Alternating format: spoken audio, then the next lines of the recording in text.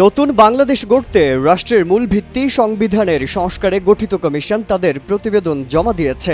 সেখানে রাষ্ট্রীয় মূলনীতি, দেশের সাংবিধানিক নাম এবং সংসদীয় কাঠামোতে পরিবর্তনের মতো সুপারিশ করা হয়েছে। বুধবার প্রধান উপদেষ্টা ডক্টর মোহাম্মদ ইউনূসের কাছে প্রতিবেদন জমা দেন সংবিধান সংস্কার কমিশনের প্রধান অধ্যাপক আলী রিয়াজ। আলী রিয়াজ বলেন, ১৯৭১ সালের স্বাধীনতা যুদ্ধের মহান আদর্শ এবং ২০২৪ সালের গণ অভ্যুত্থানের যে জন আকাঙ্ক্ষা তার প্রতিফলন হিসেবে রাষ্ট্রের ৫টি মূলনীতি সুপারিশ করা হয়েছে। সেগুলো হচ্ছে সাম্য, মানবিক মর্যাদা, সামাজিক সুবিচার, বহুত্ববাদ এবং গণতন্ত্র।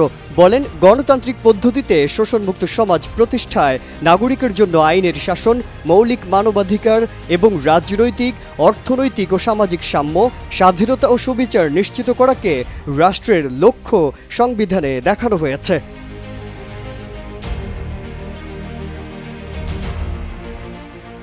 বাংলাদেশের সাংবিধানিক নাম গণপ্রজাতন্ত্রী বাংলাদেশের পরিবর্তন করে জনগণতন্ত্রী বাংলাদেশ সুপারিশ করে প্রতিবেদন জমা দেওয়া হয়েছে। আলী রিয়াজ বলেন, বাংলাদেশকে যেভাবে গণপ্রজাতন্ত্রী বাংলাদেশ বলা হয় তার মধ্যে আসলে যে প্রজাতন্ত্রের কথা হয় সেটার দ্বিমত পোষণ করা হয়েছে।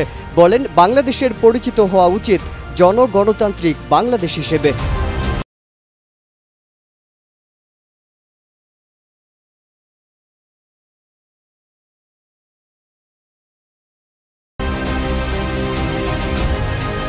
সুপারিশগুলোর বিষয়ে রাজনৈতিক ঐক্যের আশা করে তিনি বলেন, একটা ব্যাপক গণ অভ্যুত্থানের মধ্য দিয়ে যে স্বপ্ন, সেই স্বপ্নের ধারাবাহিকতায় কমিশনের পক্ষ থেকে এই প্রস্তাবগুলো রাখা হয়েছে।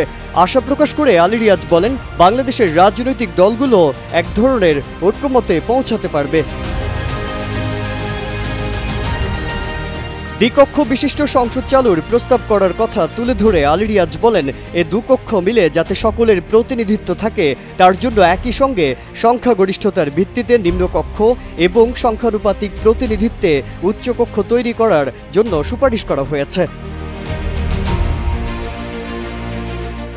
নির্বাচনের সময়ে অন্তর্বর্তীকালীন সরকার গঠনের বিষয়ে সুস্পষ্ট কাঠামোর পরামর্শ কথা তুলে ধরে আলী রিয়াজ বলেন, অন্তর্বর্তীকালীন সরকারের প্রধান উপদেষ্টা পদে বাছাইয়ের দায়িত্বভার কোনো ব্যক্তি বা একক প্রতিষ্ঠানের ওপর থাকা ঠিক নয়। সে কারণে জাতীয় সাংবিধানিক কাউন্সিলের কাছে এই বাছাই প্রক্রিয়া অর্পণ করা হয়েছে। বিচার বিভাগের বিকেন্দ্রীকরণের বিষয়ে বিভাগীয় শহরে হাইকোর্টের এখতিয়ার ও মর্যাদা সম্পন্ন আদালত স্থাপনের প্রস্তাব দেওয়ার কথা বলেন তিনি। সংবিধান সংস্কার কমিশনের প্রধান বলেন, ন্যায় বিচার প্রতিষ্ঠিত করতে হলে এবং ন্যায় বিচার পাওয়ার অধিকারকে সুগম করতে হলে যথাসাধ্য মানুষের দোরগোড়ায় পৌঁছে দিতে হলে বিকেন্দ্রীকরণ করা দরকার রয়েছে। সুপ্রিম কোর্টের একক চরিত্র অক্ষুণ্ণ রেখেই দেশের সকল বিভাগীয় শহরে হাইকোর্ট বিভাগের এখতিয়ার ও মর্যাদা সম্পন্ন একটি স্থায়ী আসনের সুপারিশ রাখা হয়েছে। মাজহারুল আলম, কালের কণ্ঠ।